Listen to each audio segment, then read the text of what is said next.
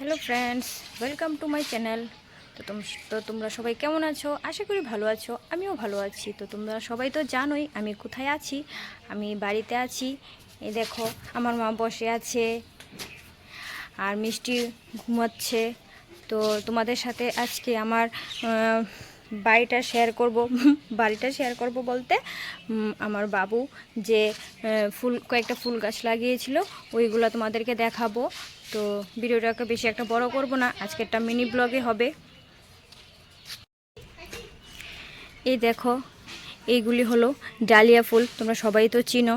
তোমরা জানি বলছো যে এটাকে কি আবার বলে দিতে হয় না, আমি বলছি আর কি। দেখো অনেকগুলো কিন্তু ফুল ফুটেছিল, মা এর থেকে পেরে পেরে পুজো দিয়ে দিয়েছে।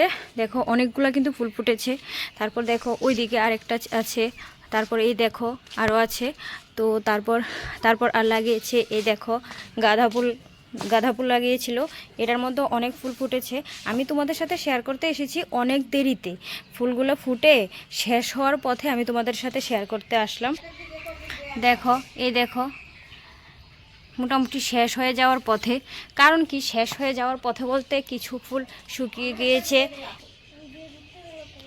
আর এটা হলো এই ফুলগুলোর নাম জানি বলতে পারি না, কি সবাই বলে কি আম গাঁদা।